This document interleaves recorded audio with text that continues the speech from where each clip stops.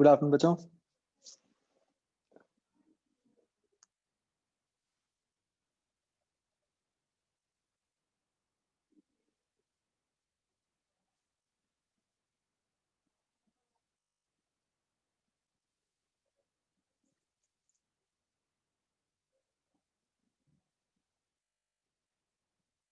हाँ बच्चों, कर लिया काम?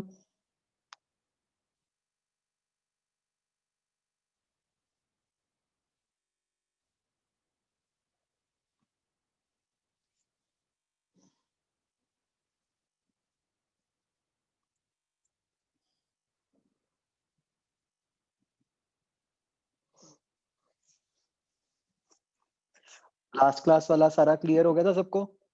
Heat engine, refrigerator.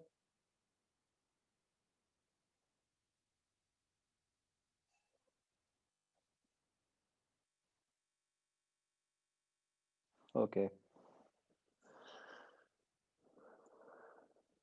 स्टेज 2 की तैयारी कैसी चल रही है बच्चों? All those who are preparing.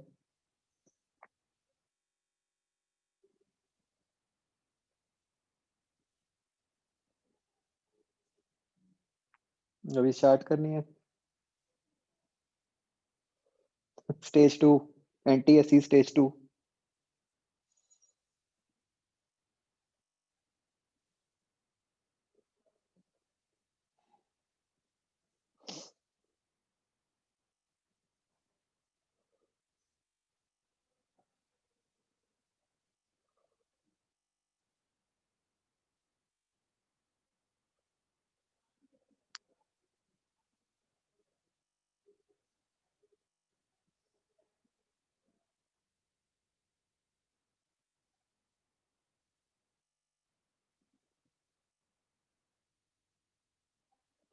हाँ बच्चों,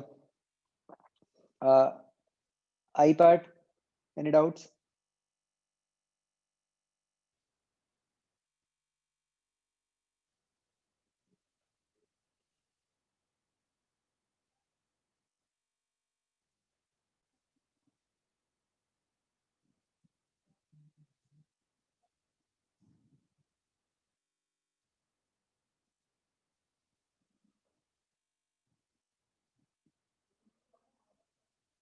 आई पार्ट बच्चों, एनी डाउट?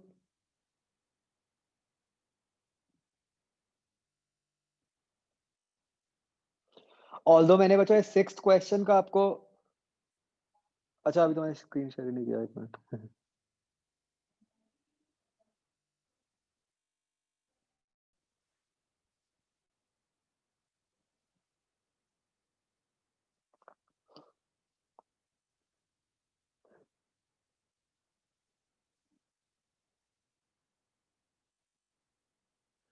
तो बच्चों ऑल्दो ये सिक्स्थ क्वेश्चन का मैंने आपको एक्सप्लिसिट फॉर्मूला नहीं बताया था, बट आपने वो समझ तो गई होगे आपकी, वही टेम्परेचर की टर्म्स में क्या फॉर्मूला बन जाएगा, है ना? हम्म। एंड सबको वो क्लियर हो गई ना बात बच्चों, वो Q in Q out versus question की जो लैंग्वेज में लिखा होगा। हम्म।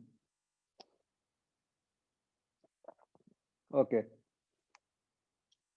एक्सरसाइज 1, आई पार्ट।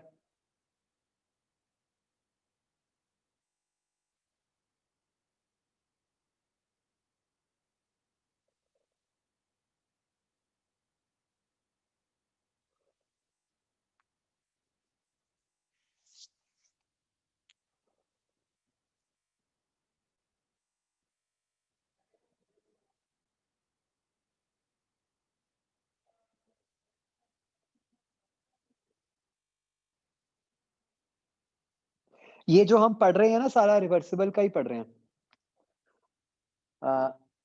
ये ना बच्चों, अपना फिजिक्स में तो है ही सारा रिवर्सिबल। केमिस्ट्री में थोड़ा सा पार्ट है इरिवर्सिबल वाला, वो आपको मैं मतलब बताऊंगा अभी आगे कि ये रिवर्सिबल इरिवर्सिबल का क्या चक्कर है।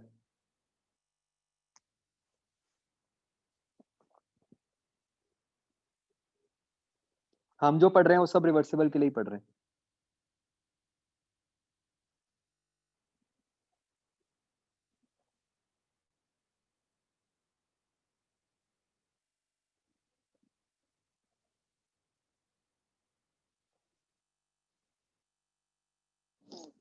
और कोई क्वेश्चन बचो डाउट?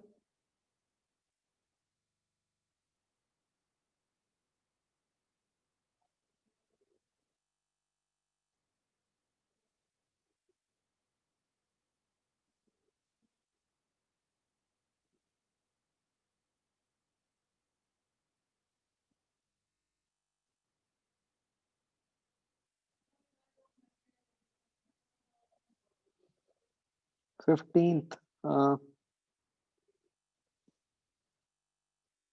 15th का बच्चों आंसर ठीक है गलत है?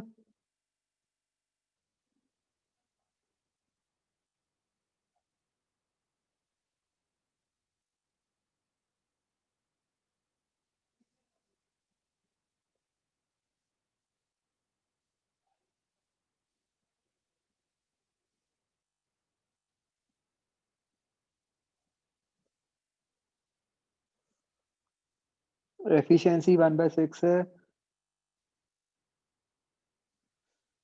क्या कह रहे हो इसमें, क्या कंफ्यूजन है, मुझे समझ नहीं आया।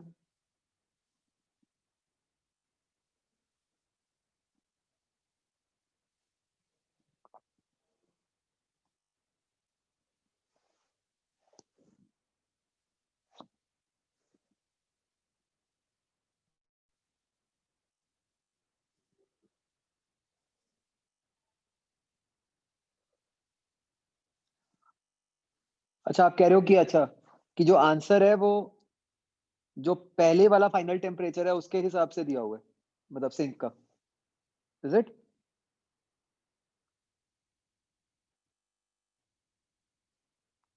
हमें तो ऑब्वियसली बाद वाला बताना है, जो 65 से कम करके जो आया।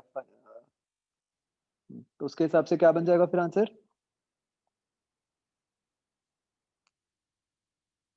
4 बन जाता है बच्चों, इज इट?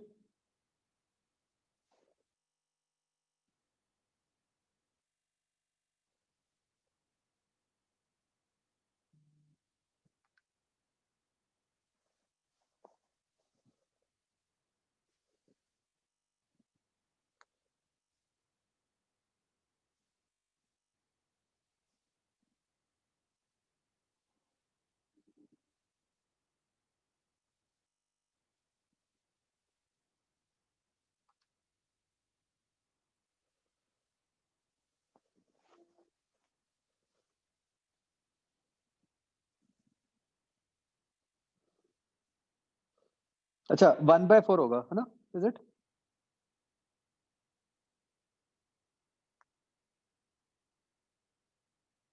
ये क्या, नहीं बच्चों आता क्या है फाइनली टेम्परेचर?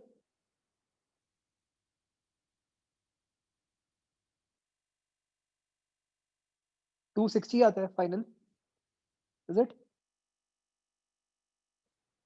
बोलो भाई, कुछ बोल क्यों नहीं रहे हो? फिर 4 हो गया ना?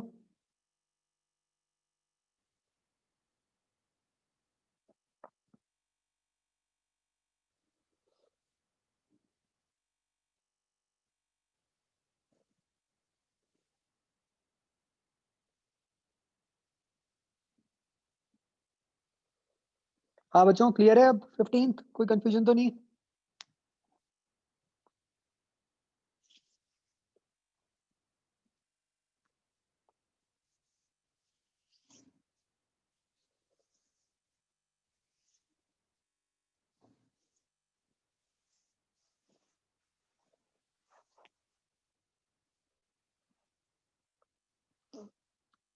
17th question.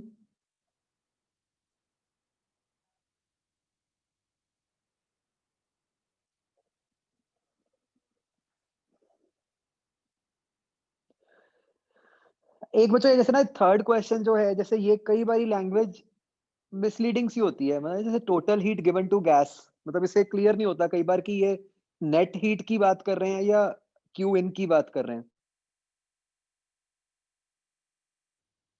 है ना?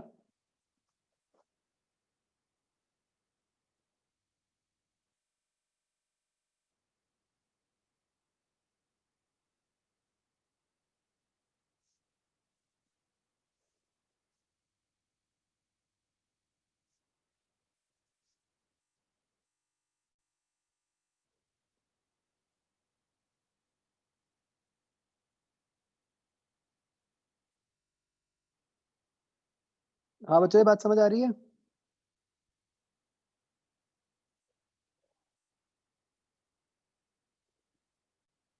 मतलब जो इन्होंने थर्ड में आंसर दिया हुआ है वो कौन सा दिया हुआ है? आई बिलीव क्यू नेट दिया होगा। हम्म।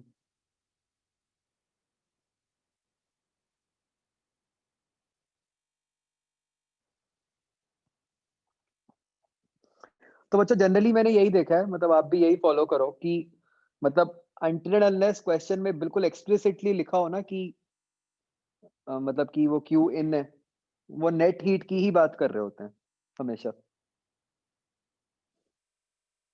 So keep this in mind. Alright.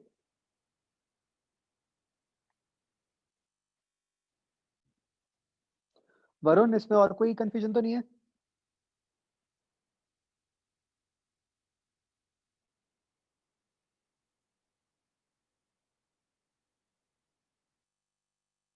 नहीं भाई, करो ट्राई दोबारा, कुछ भी नहीं है इसमें, तो very straight forward. Aditya Jain, तुम्हारा काम कंप्लीट है कि नहीं?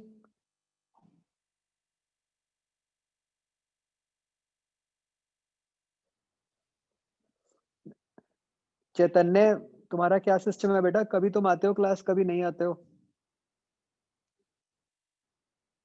अब आपका काम कंप्लीट है कि नहीं चैतन्य? करण नूर?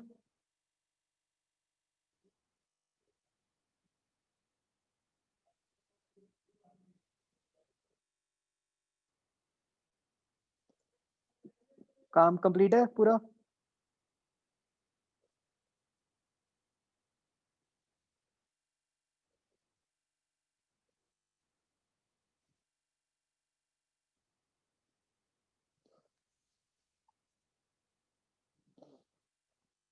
ठीक है।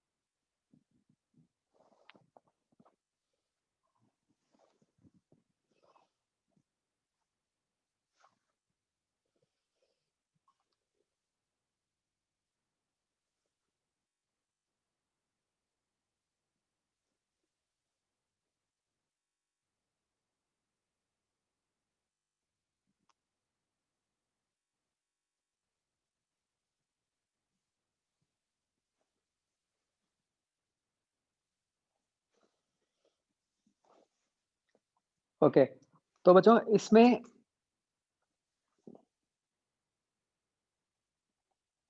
बच्चों जैसे आपने क्वेश्चन में भी किया, बताओ कि इस केस में सीओपी मैक्सिमम कितनी बन जाएगी, थ्योरेटिकली मैक्सिमम सीओपी, अगर हम सारा कुछ कारनॉट के हिसाब से ही कर दें?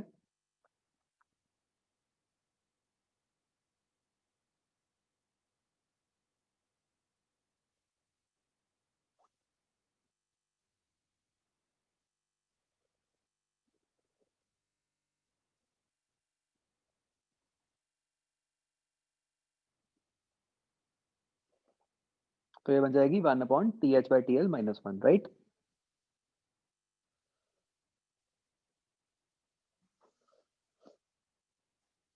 इसमें कोई डाउट तो नहीं है किसी को?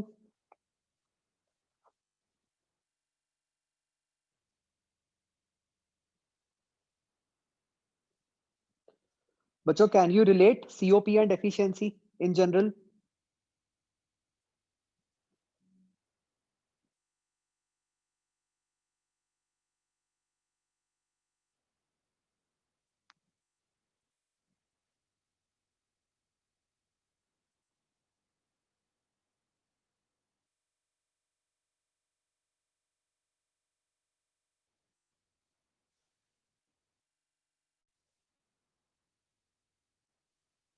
बताओ बच्चों, सीओपी और एफिशिएंसी में क्या रिलेशन हुआ?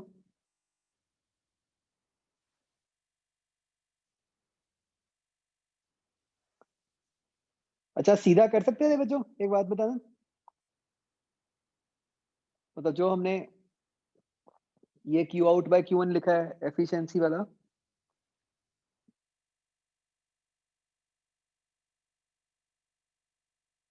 इसी से बना सकते हैं ये?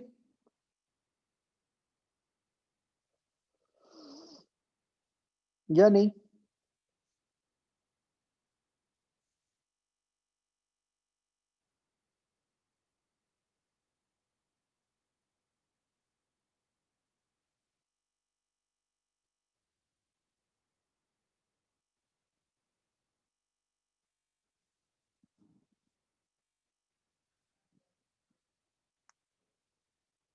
रिलेट करो बच्चों, ट्राई करो। Tell me the relationship between COP and efficiency.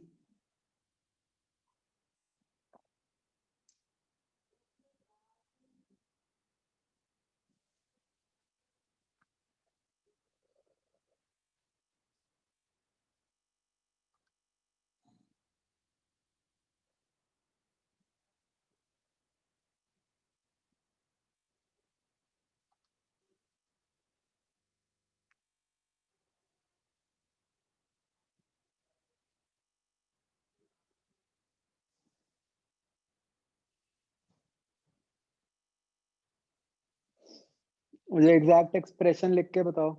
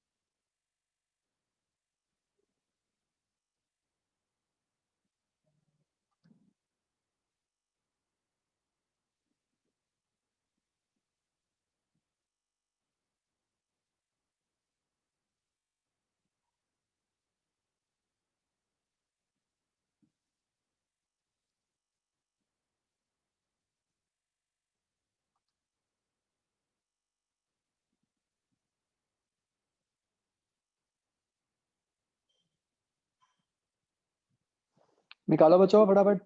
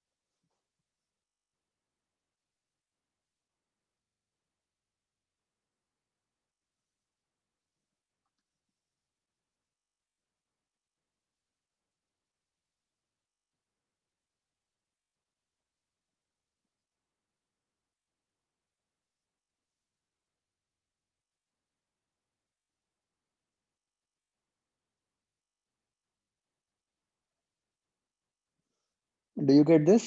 COP is 1/1 minus efficiency.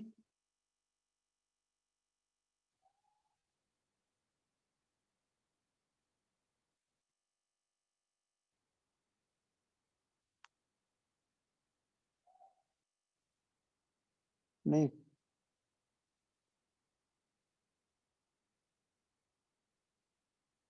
1/एफिशिएंसी -1, है ना?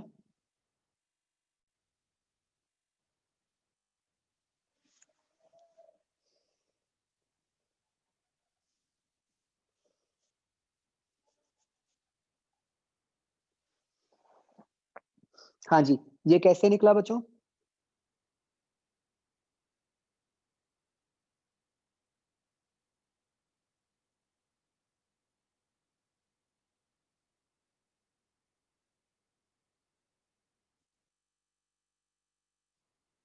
ये सीधा निकल सकता है अगर मैं ऊपर से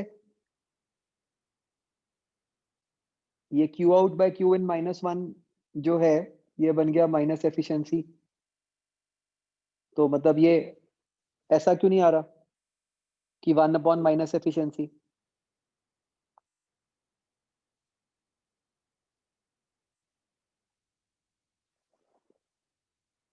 मतलब अगर मैं ये कहूँ कि सीधा मैंने यहाँ से Q out by Q in की वैल्यू सब्स्टिट्यूट कर दी,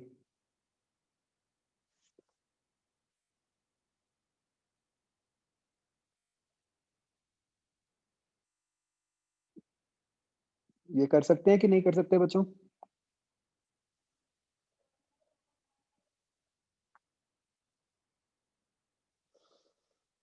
नहीं, क्यों?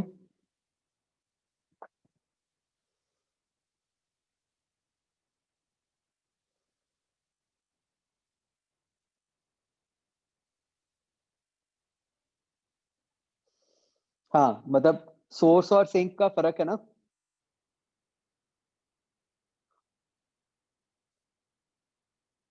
एफिशिएंसी वाले केस में जो आपका क्यू इन है, वो सोर्स से है, राइट? व्हेreas रेफ्रिजरेटर वाले केस में क्यू आउट है सोर्स में, तो वो उल्टे हो जाएँगे। क्या ये बात समझ आती है बच्चों?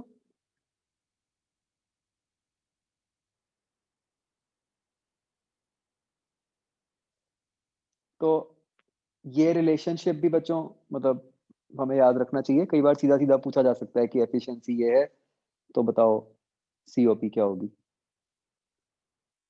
मतलब all these results become important.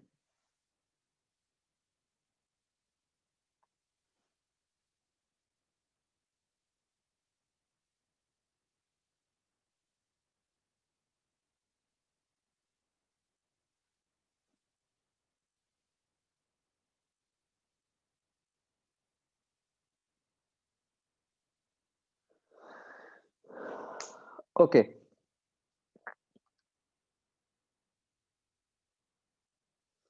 तो बच्चों जैसे हमने लास्ट टाइम समझा था कि जो भी हमारा कूलिंग डिवाइस है, उसकी जितनी सीओपी ज़्यादा होएगी, उतना वो अच्छा कंसिडर होगा, ठीक है? तो इस पे बेस बच्चों 1-2 बातें जो हम और समझ सकते हैं। मतलब ये एक बड़ा स्टैंडर्ड सा क्वेश्चन है, ऑल्दो हम कल डिस्कस कर चुके हैं इसको, कि अगर हम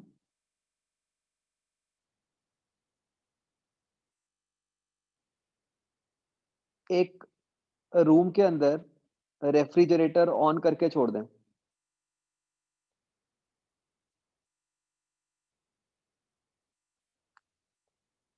open in a close room, मतलब रूम में बाहर से कोई इंटरेक्शन नहीं है, तो रूम के टेम्परेचर को क्या हो जाएगा?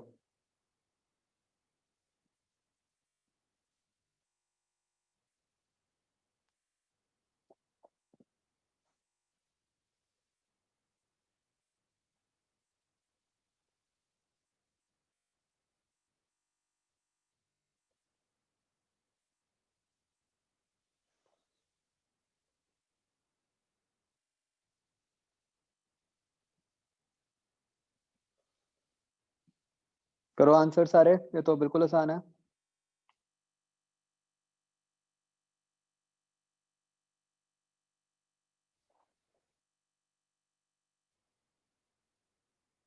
तो दिस विल इंक्रीज़, है ना?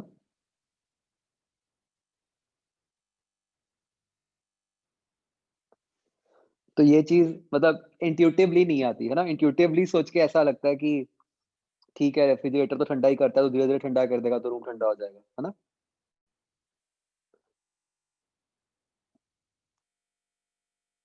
तो अ, और क्यों हो रहा है ऐसा?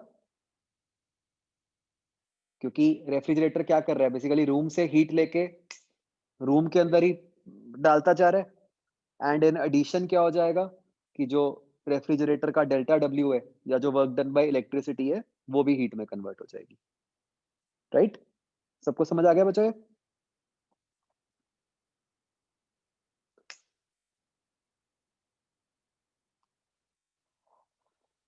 अच्छा, एक बच्चों आपने देखा होगा, this is just for your knowledge, not मतलब किसी को एग्जाम में तो क्या आएगा। आपने देखा होगा बच्चों, आपके फ्रिज के ऊपर, एसी के ऊपर एक स्टिकर सा लगा होता है जिसपे लिखा होता है 3 स्टार, 4 स्टार, एटसेट्रा,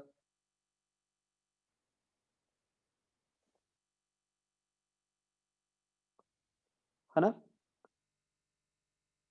इसका क्या लॉजिक होता है?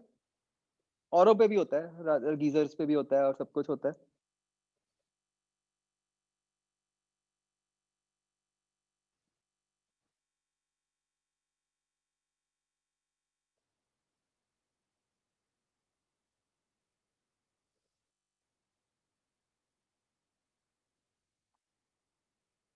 हाँ, मतलब जैसे अगर मैं रेफ्रिजरेटर्स के केस में या एसी के केस में बात करूं, तो ये स्टार रेटिंग जो है that is directly related to COP. तो बेसिकली गवर्नमेंट ने क्या किया कि मतलब just to make people more aware, उन्होंने मतलब इस तरह सोचा कि यार ये सीओपी तो क्या ही समझ आएगा लोगों को, तो उन्होंने स्टार रेटिंग का कंसेप्ट बना दिया। ठीक है? और सारी कंपनीज के लिए कंपलसरी कर दिया कि आपको अपने डिवाइसेस के ऊपर ये स्टार रेटिंग लगानी है। ठीक है? तो वो स्टार रेटिंग का क्या है कि गवर्नमेंट ना स्पेसिफिकेशंस चेंज करती रहती है। मतलब what the government does is कि एक गवर्नमेंट की एजेंसी है, bureau of energy efficiency, BE करके। तो वो एजेंसी का काम है स्टार रेटिंग देना। तो वो हर साल अपनी गाइडलाइंस चेंज करते हैं कि भाई जैसे मान लो एक साल है कि सीओपी 3 से ऊपर है, तो उसको 5 स्टार बोलना है। और वो ईयर बाय ईयर उसको मतलब उसका जो टारगेट है वो बढ़ाते जा रहे हैं, मतलब उसकी लिमिट, कि जैसे मान लो फॉर एग्जांपल कि अगर 3 साल पहले 3 सीओपी पे 5 स्टार मिलता था, तो अब मे बी 4 सीओपी पे या 4.5 सीओपी पे 5 स्टार मिलेगा रेटिंग। ठीक है?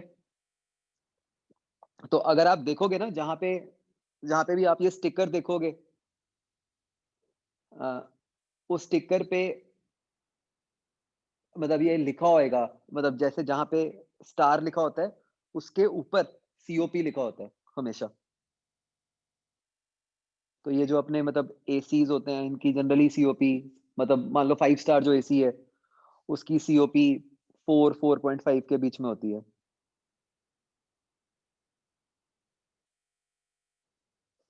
तो मतलब अगर आपको एग्ज़ैक्टली कंपेयर करना हो बिटवीन 2 एसीज़, कि मतलब एक डाइकिन का एसी और एक मित्सुबिशी का एसी है, कि उनमें से भी ज़्यादा अच्छा कौन-सा है? तो लगा तो दोनों पे ही 5 स्टार होगा, क्योंकि दोनों ही एक ब्रॉड कैटेगरी क्राइटेरिया को फुलफिल कर रहे होंगे। बट मतलब एग्ज़ैक्ट सीओपी देख के पता चलेगा कि कौन-सा ज़्यादा अच्छा है।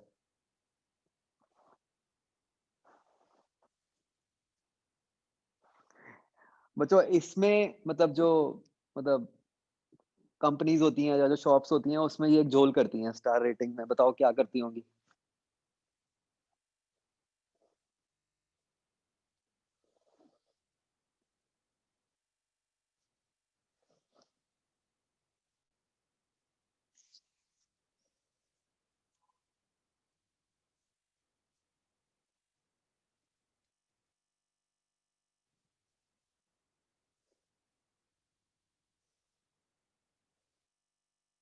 तो वो क्या करते हैं कि अ, मतलब ये एक्चुअली क्या होता है कि ये शॉप लेवल पे झोल होता है।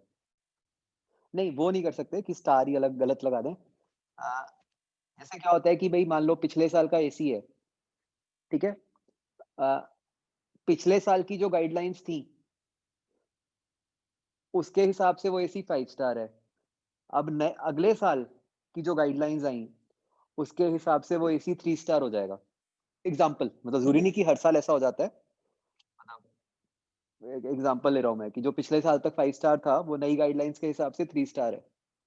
ठीक है।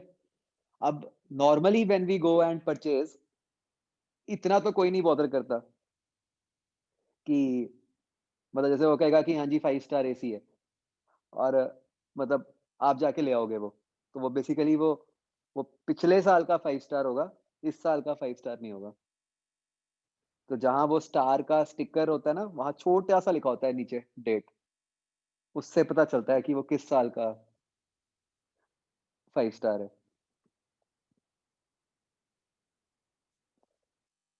तो this is a very common thing.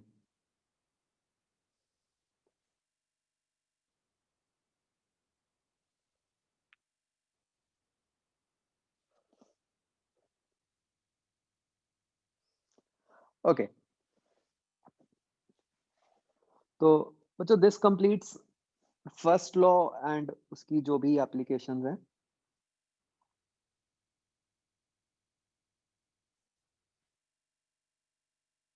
Next we proceed to the second law.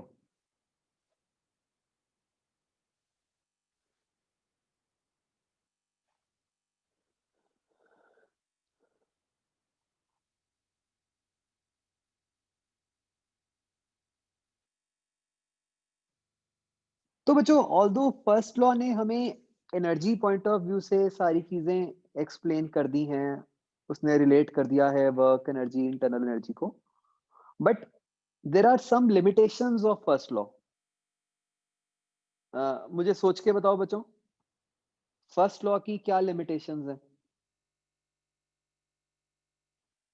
जो भी हमने क्वेश्चंस किए, इससे कुछ आइडिया लग रहा है?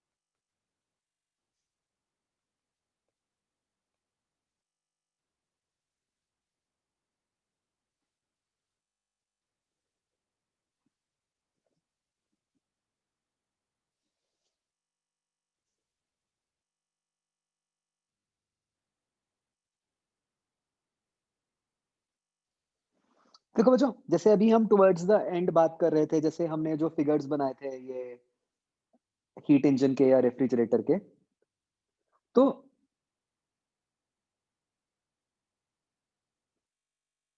हमें लॉजिक मतलब फर्स्ट लॉ की अगर हम लिमिटेशन सोचें यहाँ, ये तो इसने मैथमेटिकली रिलेट कर दिया कि भाई हाँ Q in is equal to delta W plus Q out. वो हमें ये तो नहीं बता सकता ना कि किस सीक्वेंस में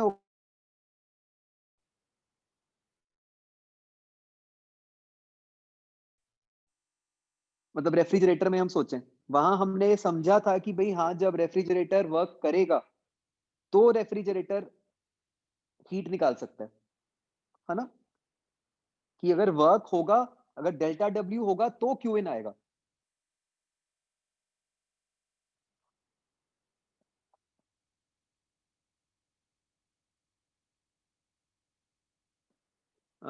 दोबारा सुनो बच्चों।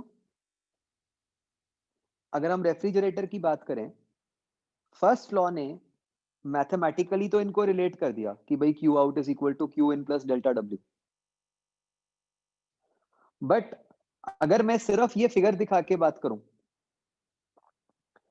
तो इस फिगर से तो नहीं ये पता चलता ना हमें कि भाई हाँ, अगर डेल्टा डब्ल्यू होगा तो उससे क्यू इन होगा और फिर क्यू आउट आएगा।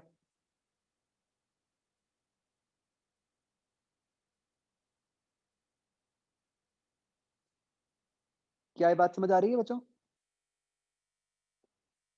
है ना, जो हमने समझा था कि अगर हीट निकालनी है तो उसके लिए हमें एक डेल्टा डब्ल्यू चाहिए कंपल्सरली।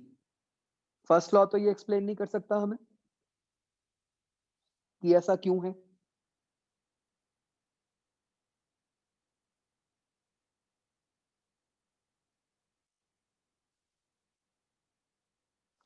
और बच्चों, फर्स्ट लॉ की क्या लिमिटेशंस है?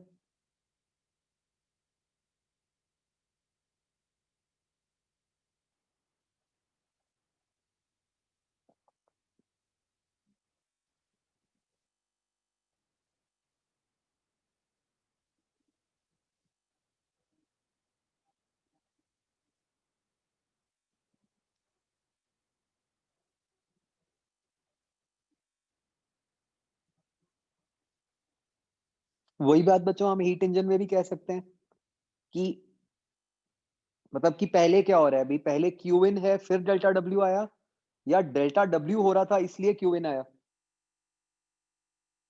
ये तो फर्स्ट लॉ नहीं बता सकता।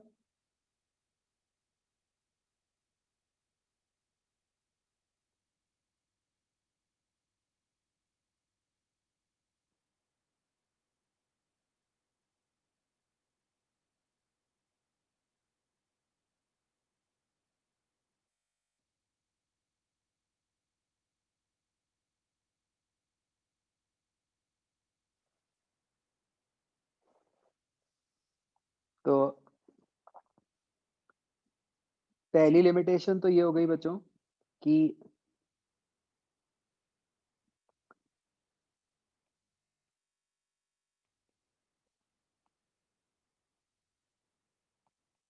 It can not tell the sequence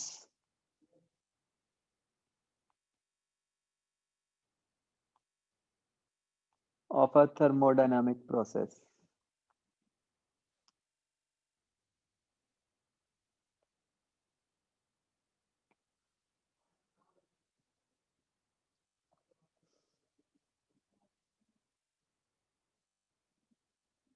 और बच्चों,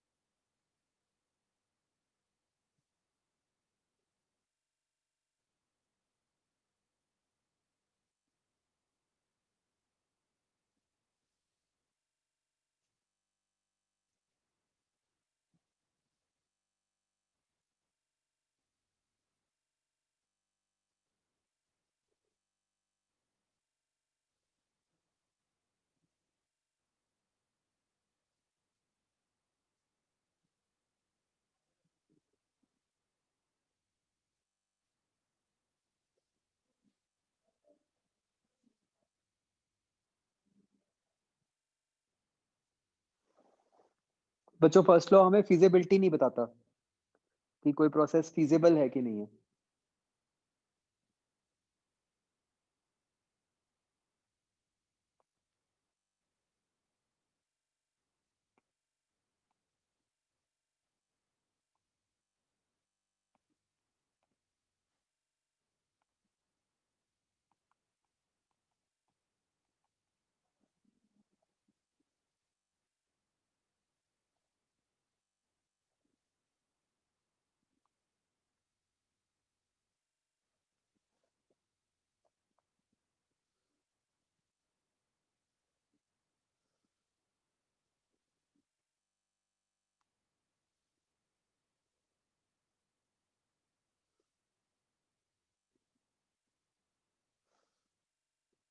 ठीक है। और अगला बच्चों अगर हम सोचें, फर्स्ट लॉ हमें ये भी एक्सप्लेन नहीं कर सकता ना कि जैसे हम बात कर रहे थे कि जैसे मैंने आपको बताया था कि अगर कोई प्रोसेस है तो वहां क्यू आउट होगा ही होगा।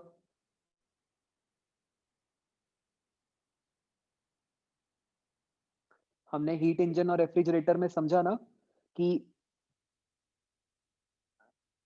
अगर कोई प्रोसेस है जहां पे क्यू इन हो रहा है, तो उस प्रोसेस में अगर क्यू इन से डेल्टा डब्ल्यू बन रहा है तो क्यू आउट होगा ही होगा।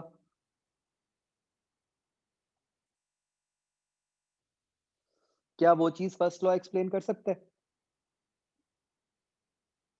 फर्स्ट लॉ तो सिर्फ मैथमेटिकल है ना, वो तो कह देगा कि ठीक है क्यू आउट 0 हो जाए तो Q in equal to delta W हो जाए, है ना।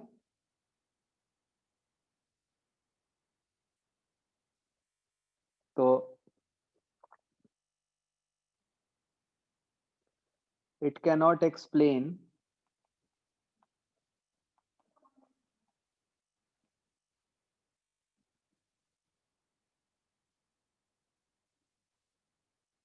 why efficiency of heat engine is less than 1।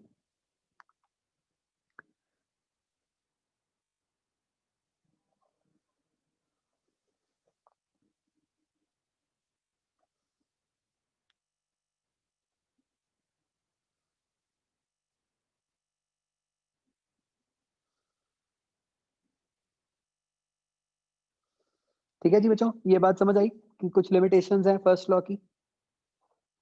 तो बच्चों फर्स्ट लॉ की लिमिटेशंस को कवर अप करने के लिए हमारे पास सेकंड लॉ आता है, और सेकंड लॉ को समझने के लिए बच्चों हमें एक और टर्म इंट्रोड्यूस करनी पड़ती है जिसको हम कहते हैं एज एंट्रोपी।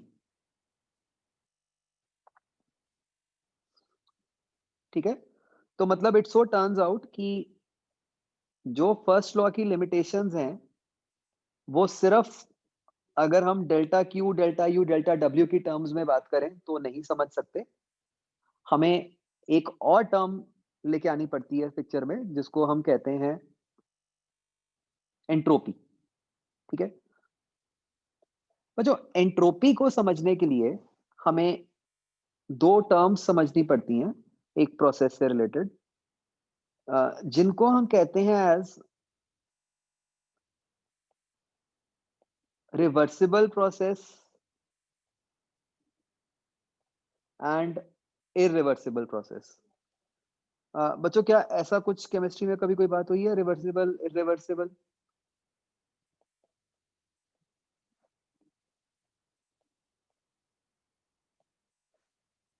बताओ क्या होता है बच्चों रिवर्सिबल इरिवर्सिबल?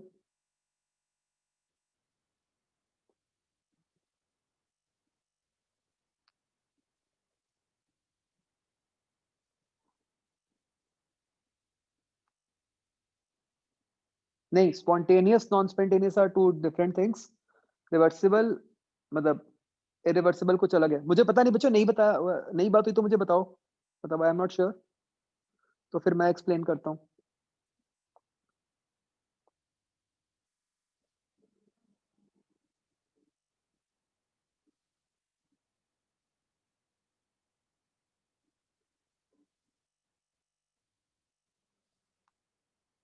हाँ जैसे इक्विलिब्रियम में अब ये बात हुई होगी ना। चलो एनीवेज एनीवेज व्हाटएवर, मैं बता रहा हूँ, मे बी आप रिलेट कर लो, शायद केमिस्ट्री में मतलब किसी और कंटेक्स्ट में बात हुई हो। मुझे एक रिवर्सिबल प्रोसेस का मतलब होता है कि एक ऐसा प्रोसेस जिसको हम इतना धीरे धीरे करा रहे हैं, ठीक है, कि वो प्रोसेस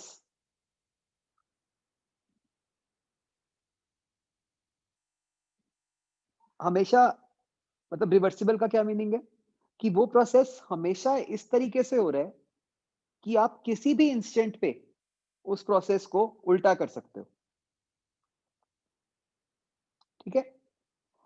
इरिवर्सिबल प्रोसेस का मतलब है ऐसा प्रोसेस जो अगर एक बार हो गया तो आप उसको वापस उल्टा नहीं कर सकते। मतलब कि ऐसे सोचें हम कि जो भी प्रोसेस हो रहा है, ठीक है बच्चों, ध्यान से सुनना मैं किस तरह बोल रहा हूं, कि उस प्रोसेस के जो भी, मतलब जो प्रोसेस की इनिशियल कंडीशंस थी, आप कभी भी उन कंडीशंस पे वापस जा सकते हो। ठीक है।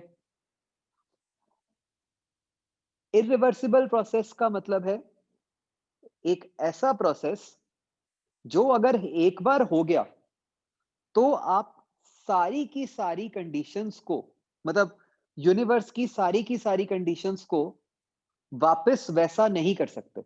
बच्चों एक एग्जांपल लेते हैं, उससे एकदम क्लियर हो जाएगा। जैसे बच्चों मान लो एक बॉम्ब एक्सप्लोड कर गया, ठीक है। क्या आप एक बॉम्ब एक्सप्लोजन के प्रोसेस को रिवर्स कर सकते हो?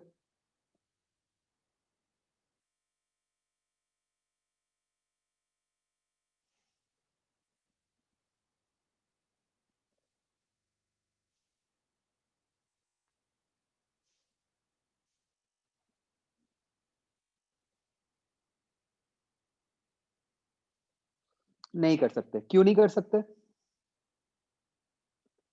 भाई जो बॉम्ब के टुकड़े हैं, मान लो मैं उन सारे टुकड़ों को वापस धीरे धीरे इकट्ठा कर दूं,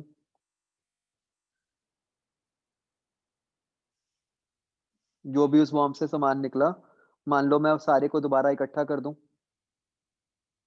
तो वो रिवर्सिबल नहीं हो गया?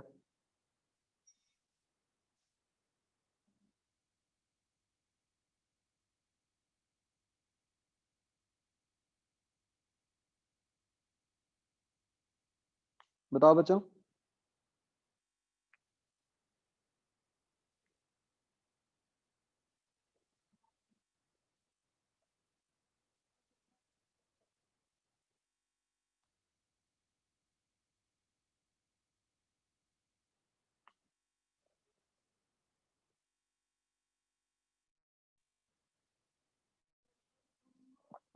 तो बच्चों क्या चक्कर है?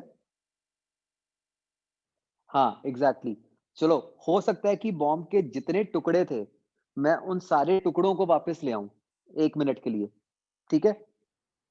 बट मान लो जो कंबस्शन हो गई, जो आग लग गई, अब आग लग के जो प्रोडक्ट्स बन गए, मैं उनसे वापस तो नहीं रॉ मटेरियल क्रिएट कर सकता, राइट। एंड जो बॉम्ब के अंदर पहले जो भी केमिकल था या कुछ था, वो हीट में कन्वर्ट हो गया, साउंड में कन्वर्ट हो गया। वो हीट तो प्रैक्टिकली पता नहीं कितनी जगह फैल गई होगी, है ना। तो क्या मेरे लिए ये पॉसिबल है कि मैं एग्जैक्टली exactly सारी यूनिवर्स के हर पॉइंट को बिल्कुल वैसा कर दूं जैसे कि जो बॉम्ब एक्सप्लोजन से पहले था?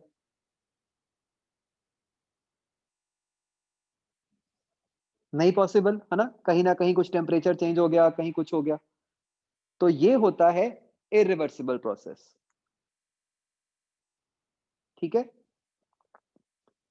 रिवर्सिबल प्रोसेस का मतलब होता है इसका उल्टा, कि जहां पे आप सारा कुछ, एग्जैक्टली सारा कुछ वापस वैसा कर दोगे जैसा कि पहले था। ठीक है बच्चों, आप आई थिंक डेफिनेशन से ये भी समझ गए होंगे कि ऐसा कुछ तभी हो सक मतलब कि जो रिवर्सिबल प्रोसेस है वो थ्योरेटिकल प्रोसेस ही है ना। प्रैक्टिकली तो कभी भी रिवर्सिबल प्रोसेस हो ही नहीं सकता। उसका रीजन क्या है? कि प्रैक्टिकली तो इनएफिशिएंसीज होंगी ना, फ्रिक्शन, हीट एटसेट्रा। तो एनर्जी किसी ना किसी फॉर्म में कन्वर्ट हो ही जाएगी, जिससे कि आप वापस नहीं ले पाओगे।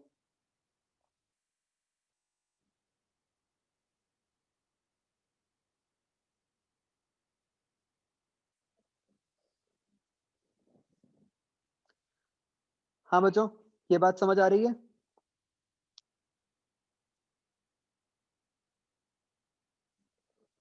तो रिवर्सिबल प्रोसेस हुआ एक ऐसा process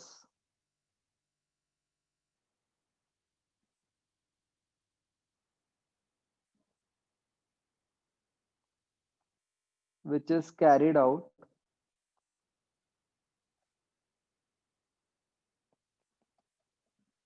in such a way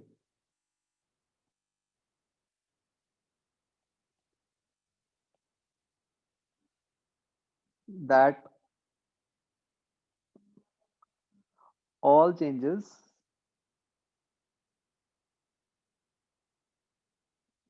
made by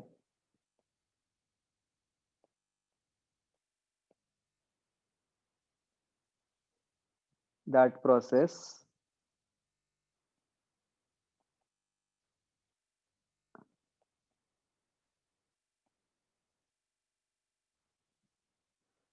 in the entire universe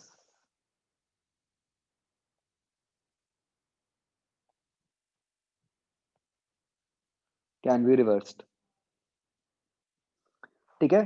तो बच्चों रिवर्सिबल प्रोसेस इज़ लाइक कि आप कंप्यूटर पे कोई काम कर रहे हो और आप जहाँ पे अनडू बटन दबा सको, राइट?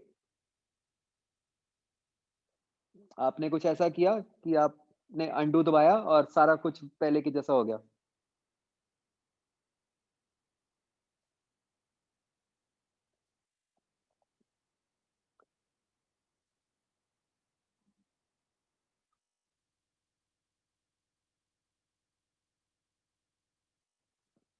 और इर्रिवर्सिबल में क्या हो जाएगा?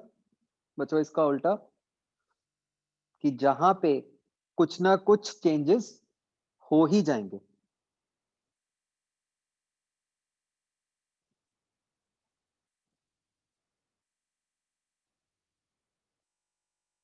Where changes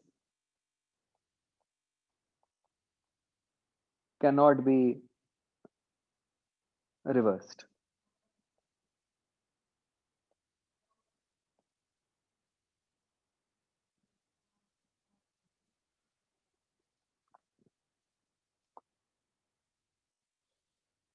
ठीक है बच्चों, आप एक ही बात समझ रहे हो ना? मतलब यहाँ पे एक ये बात समझनी बहुत ज़रूरी है कि सारी यूनिवर्स के अंदर जितने भी चेंजेस हुए, सबको रिस्टोर करना है।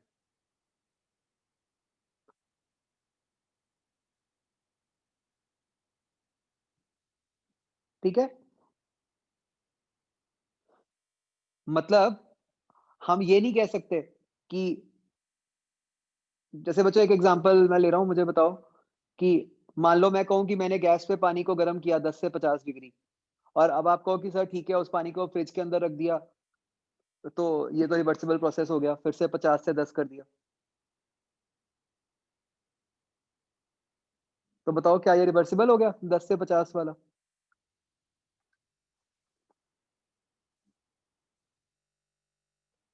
क्यों नहीं हुआ?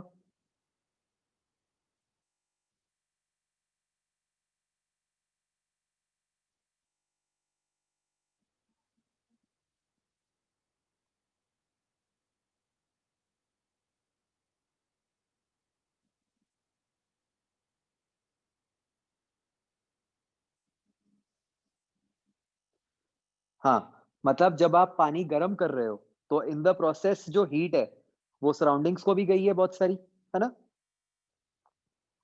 तो अगर आपने उस पानी को फ्रिज में रख दिया, तो आप पानी को तो वापस ले आए, बट जो सराउंडिंग्स में जितनी हीट चली गई, वो सारी की सारी हीट तो वापस नहीं आ गई ना बच्चों?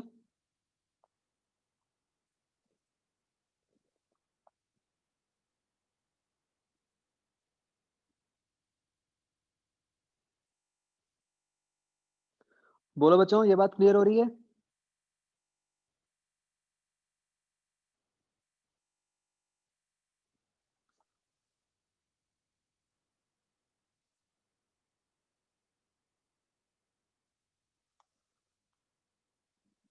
Alright.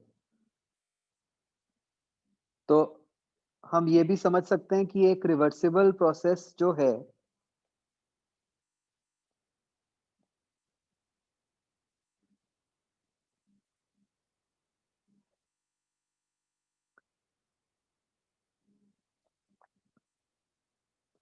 Is only theoretically possible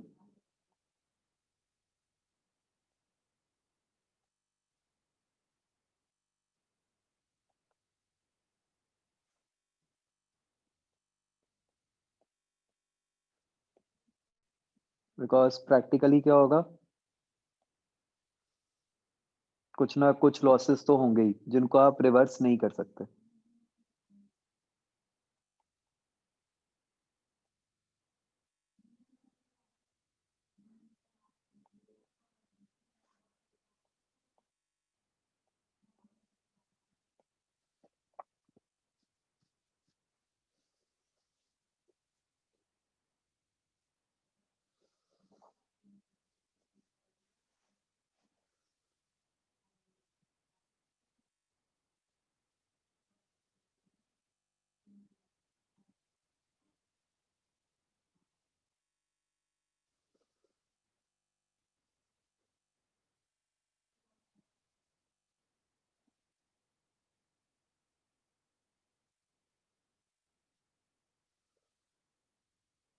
बच्चों एनी डाउट टिल नाउ?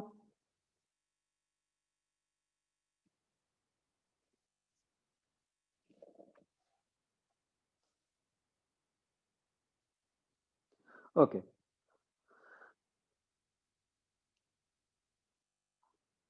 तो बच्चों ये जो एंट्रोपी टर्म आती है, एंट्रोपी की डेफिनेशन है delta S is equal to integral of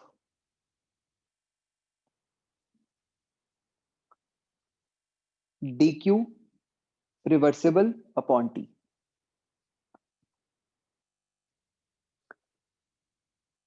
ठीक है, मतलब हम किसी भी प्रोसेस के लिए we can find out the entropy change by finding out the integral D Q reversible upon T.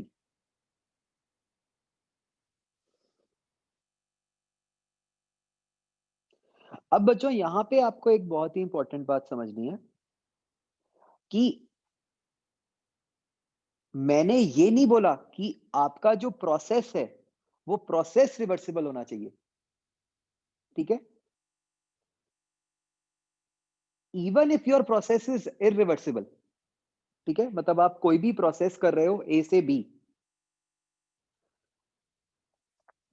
ठीक है, तो even if your process is irreversible, जो चेंज इन एंट्रोपी है वो यही होगा कि भाई अगर आप वो प्रोसेस रिवर्सिबल तरीके से करते, फिर जो dq होता दैट अपॉन टी का इंटीग्रल।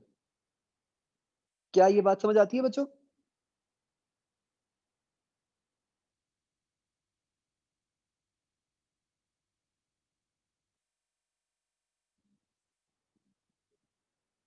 ठीक है, मतलब इसको एक हम एग्जाम्पल से समझ सकते हैं। 1 मिनट के लिए हम टेम्परेचर कांस्टेंट अज्यूम करते हैं, मतलब just for the purpose of calculation.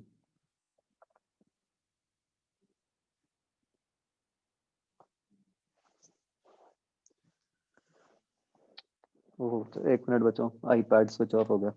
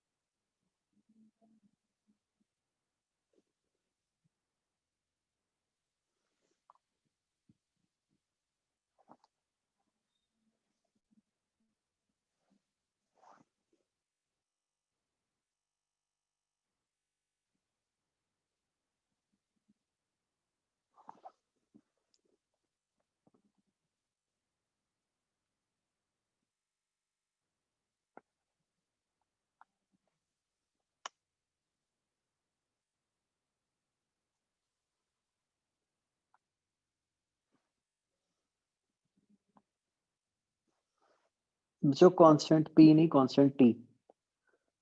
मान लो आप ए से बी कोई प्रोसेस करा रहे हो,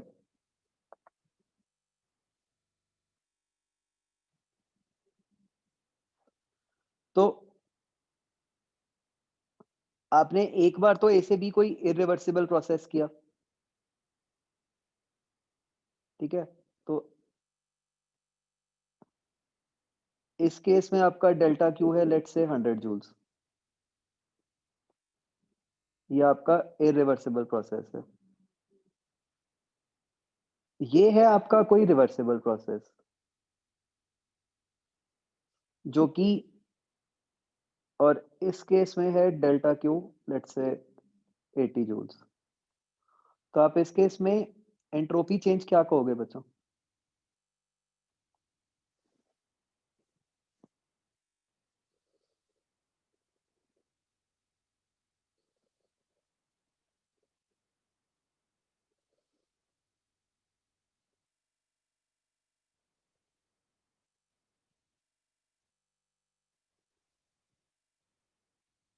बताओ बच्चों।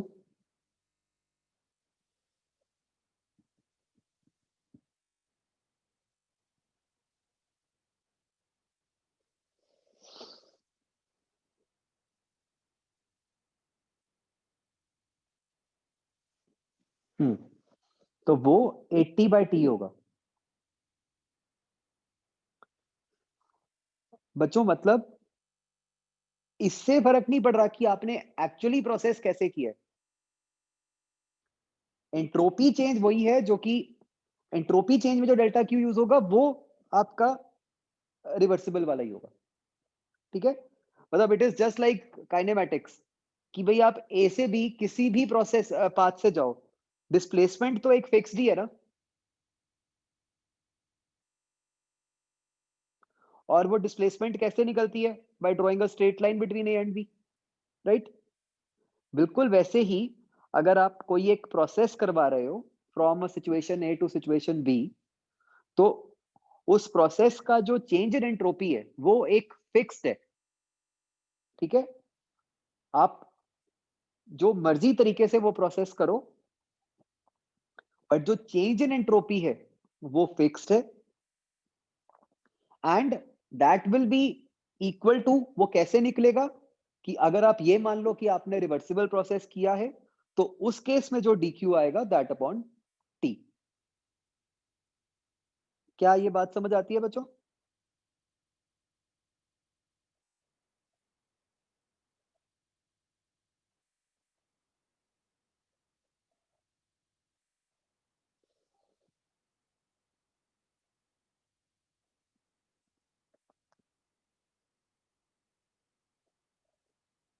बोलो भाई।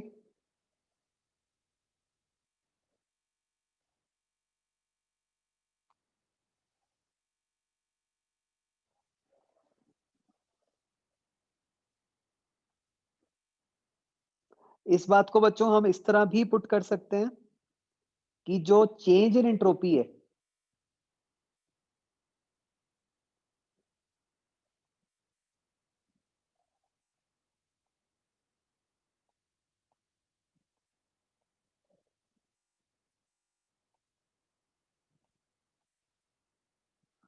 वो एक प्रोसेस की इनिशियल और फाइनल कंडीशंस पे ही डिपेंड करता है। वो उसकी इंटरमीडिएट कंडीशंस पे डिपेंड नहीं करता कि वो कंडीशंस कैसे हैं।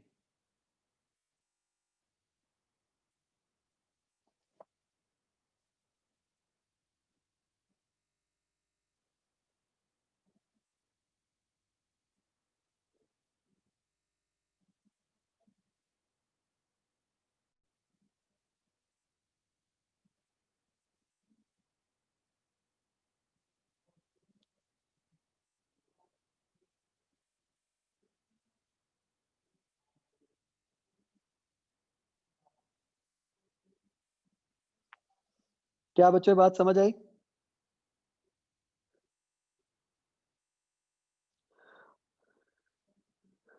तो यस बच्चों, स्टिल हमने अभी तक हमें पता नहीं है कि एंट्रोपी चीज क्या है ना? ये एंट्रोपी अजीब चीज ही है एक, मतलब इसकी ना फिजिकल फीलिंग नहीं आती कुछ एंट्रोपी की, थोड़ी सी हम बनाएंगे गोइंग फॉरवर्ड। मतलब ये बेसिकली एक कंसेप्ट ही है जिसकी हेल्प से हम कुछ चीजों को एक्सप्लेन कर पाते हैं।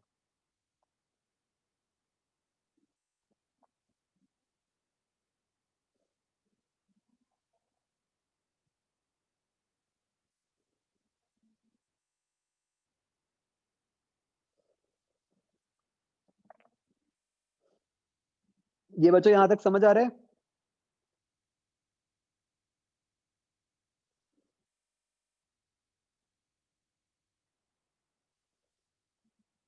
आप बच्चों ये समझ रहे हो कि जैसे हमने पहले पढ़ा था कि delta U, delta Q, delta W, तीन क्वांटिटीज थी, अब ये चौथी क्वांटिटी आ गई।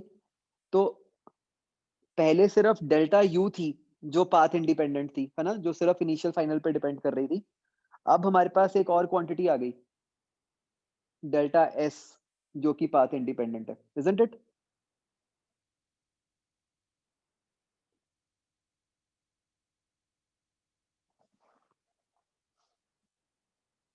और बच्चों इसके यूनिट्स क्या बन गए एंट्रोपी के?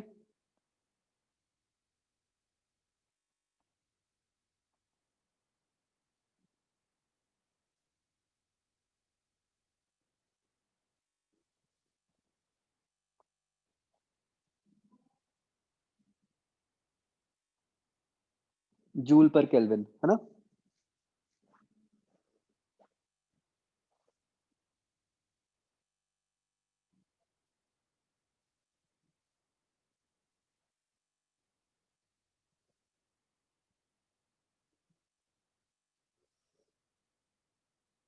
ठीक है बच्चों, राइट नाउ हम इसको मैथमेटिकली समझ रहे हैं, अभी हमें नहीं पता कि ये how will it help us. अभी तो हम बस समझ रहे हैं कि हम निकालते कैसे हैं। तो अब बच्चों, अब जो हमने पहले पढ़ा हुआ है, अब अगर हम उसको यूज करें और हम देखें कि एंट्रोपी चेंज कैसे निकालेंगे, तो हमें पता है कि जो हमारा फर्स्ट लॉ है, that says D Q is equal to D U plus P D V, right?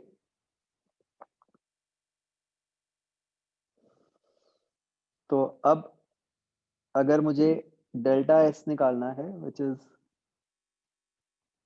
Integral D Q by T, तो ये बन गया integral D U by T plus integral P by T D we.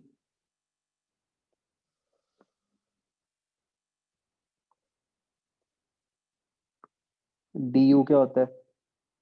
N C V D T by T बन गया। दूसरी term क्या बन गई बच्चों? What is P by T?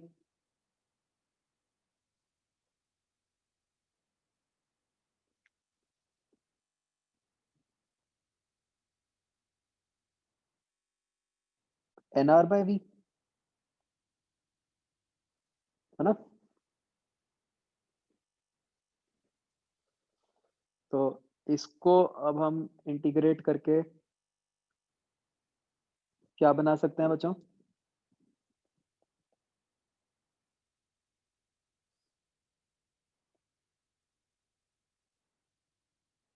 N C V L N T two by T one plus N R L N V two by V one.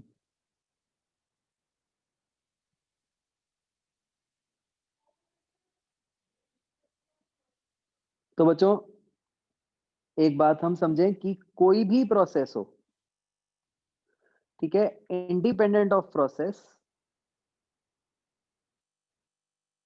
अगर आपको उस प्रोसेस का इनिशियल टेम्परेचर वॉल्यूम पता है, फाइनल टेम्परेचर वॉल्यूम पता है, तो आप उस प्रोसेस के लिए चेंज इन एंट्रोपी निकाल सकते हो यूजिंग दिस रिलेशनशिप।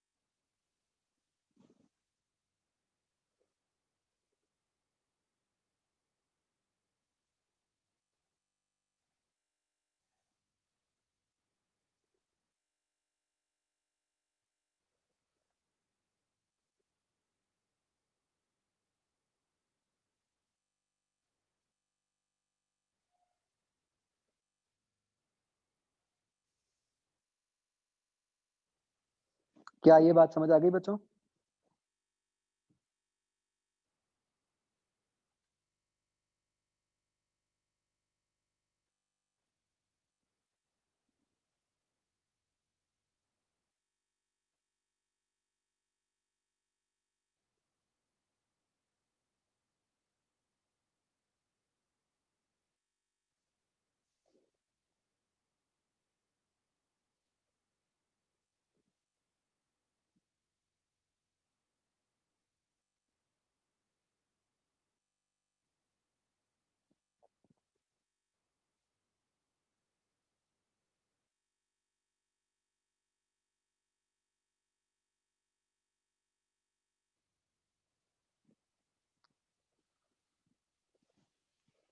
ठीक है जी। ओके, तो अब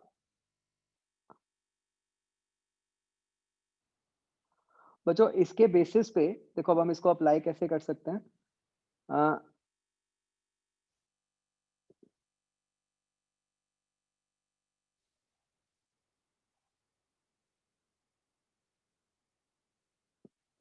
बच्चों ट्राई करो जरा।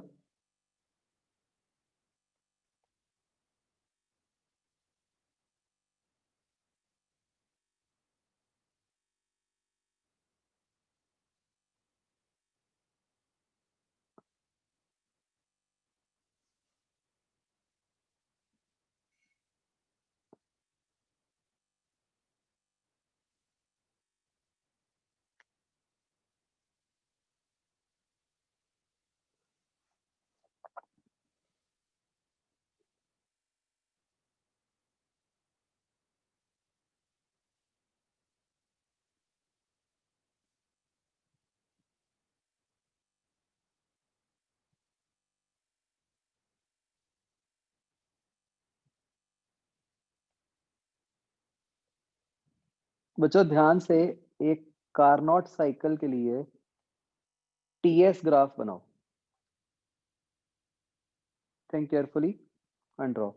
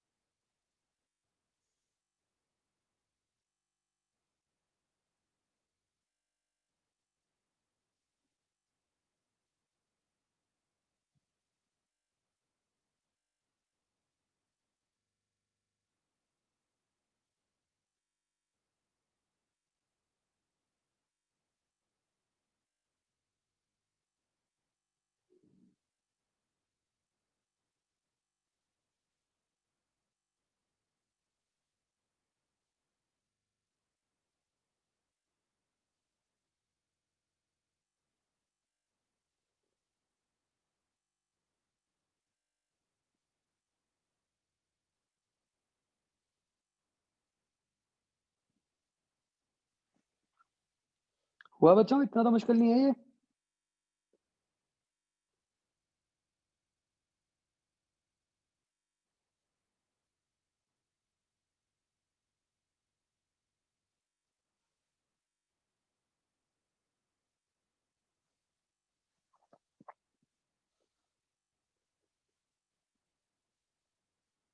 टेम्परेचर वाला तो आपको पता ही है,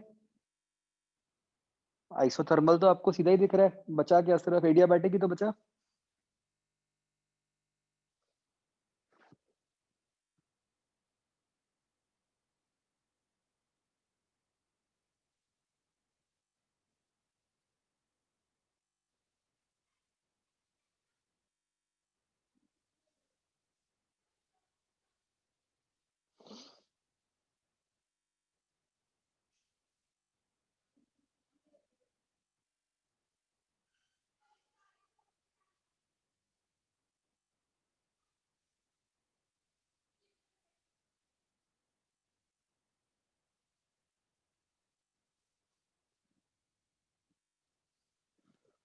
नहीं आशीष, अरे तो बहुत आसान है यार,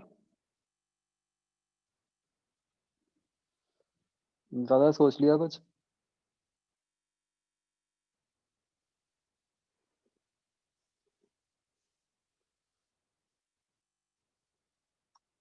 ऊपर देखो एक्सप्रेशन से, एडियाबैटिक प्रोसेस, एस को क्या होगा वहां पे।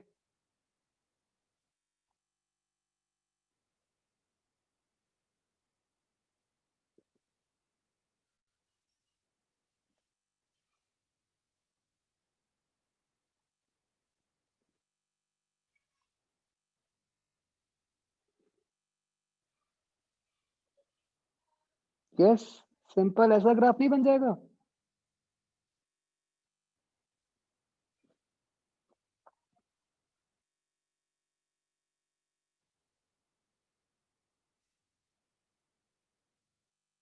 भाई हॉरिजॉन्टल लाइंस क्या शो कर रही हैं, isotherms, isothermal processes. Vertical lines क्या शो कर रही हैं, एडियाबैटिक प्रोसेसेस। और क्यों, एडियाबैटिक में डेल्टा क्यू जीरो होता है, डेल्टा क्यू जीरो है तो डेल्टा एस जीरो ही हो गया।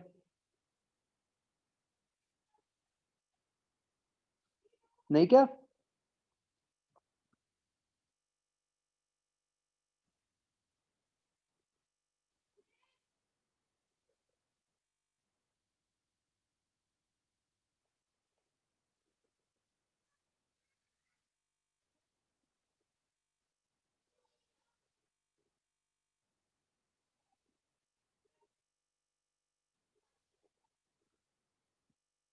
जो सबको समझ आया ये।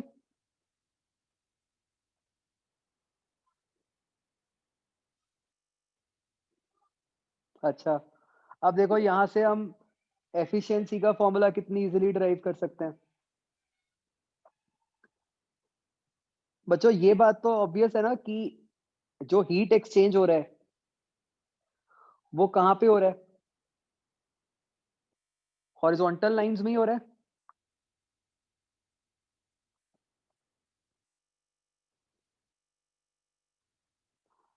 है ना, वर्टिकल लाइंस तो एडियाबैटिक वाली ही है, तो जो हीट एक्सचेंज हो रहा है वो तो हॉरिजॉन्टल लाइंस में ही हो रहा है। तो बताओ 2 से 3 कौन सी सिचुएशन है, क्यू इन वाली या क्यू आउट वाली।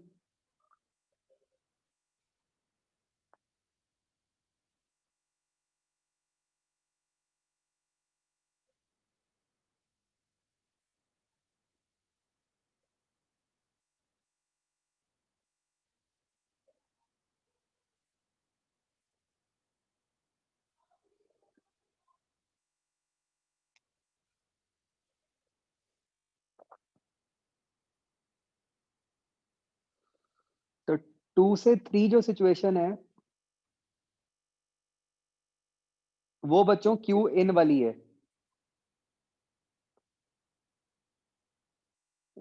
जो की हो गई,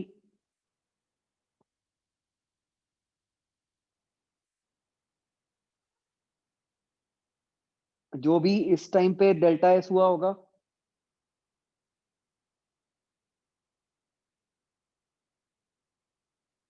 upon T H, isn't it.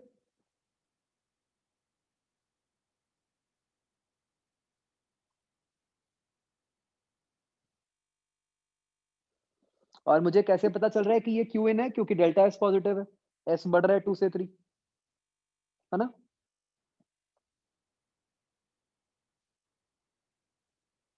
हाँ, मल्टीप्लाइड बाय टी एच।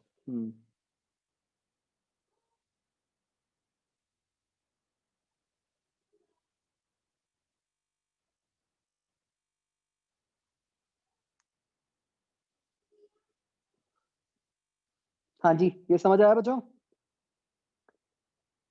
ऐसे ही 4 से 1 बच्चों क्यू आउट हो रहा होगा।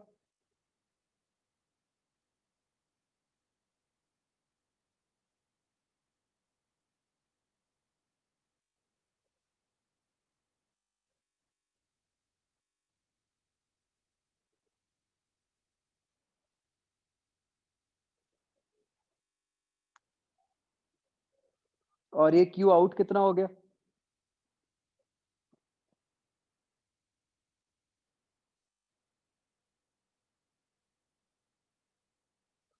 जो भी इस टाइम पे डेल्टा एस हो रहा होगा, इसको मैं डेल्टा एस डैश बोल देता हूँ, इनटू टीएल।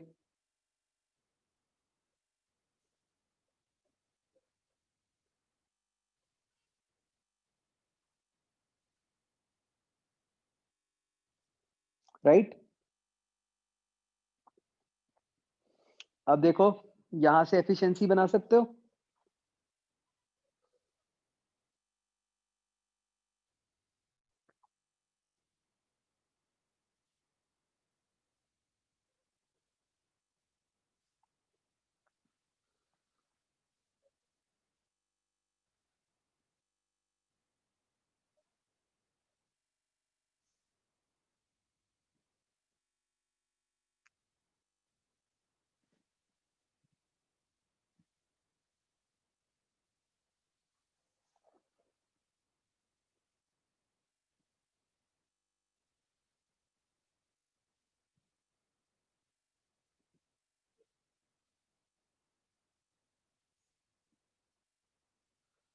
अच्छा बच्चों, टू अवॉइड एनी कंफ्यूजन मुझे यहाँ मॉड लगा देना चाहिए, है ना?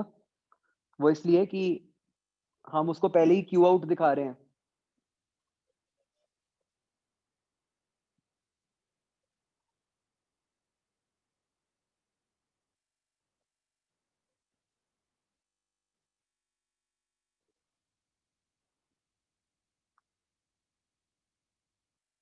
राइट बच्चों?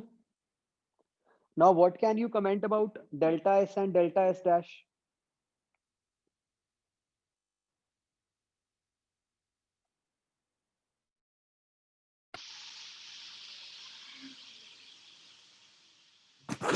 So what will be delta S plus delta S dash?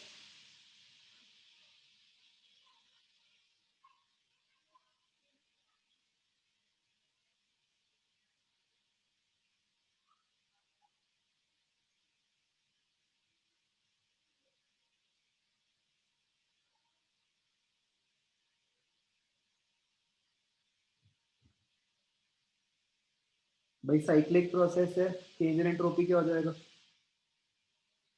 Zero.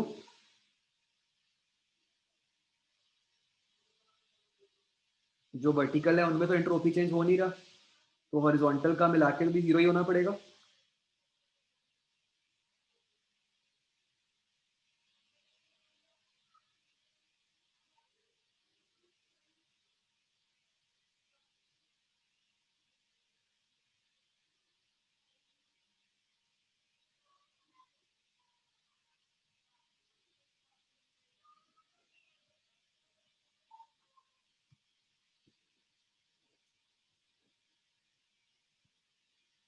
बच्चों आ गया समझिए?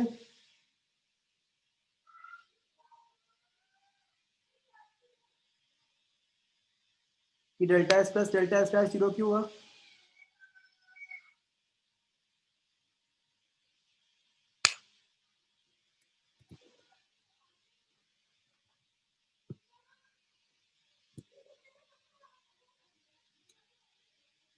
कहाँ हो बाकी बच्चों? चलो तो कोई बात नहीं, इसको just think over this, right? और देखो इससे सीधा एफिशिएंसी बन जाती है कि नहीं।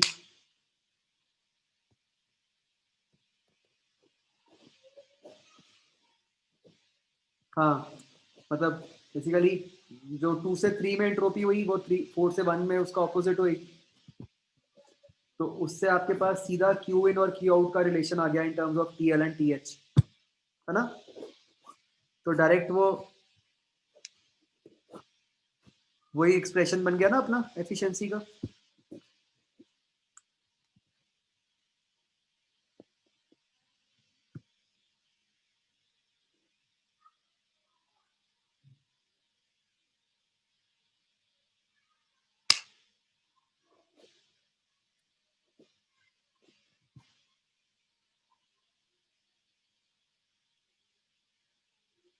चलो just think over this question properly, ठीक है।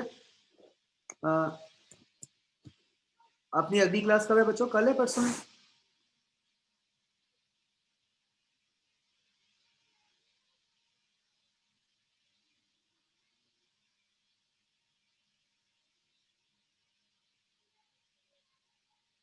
कल ही है। तो बच्चों आपने कल तक एक्सरसाइज 3A का लास्ट 2 पार्ट्स करने हैं, ठीक है।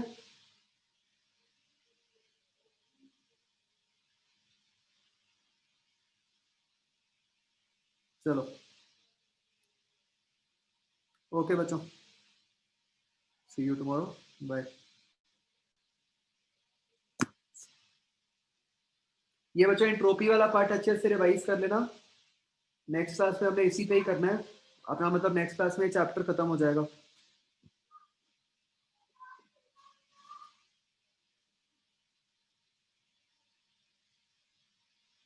टेस्ट में थर्मो, एक सेकंड बताता हूँ आ रहा है कि नहीं। आप वो मेजर टेस्ट कह रहे हो ना, जो एडवांस्ड वाला? नहीं उसमें थर्मो नहीं है, उसमें केटीजी तक है।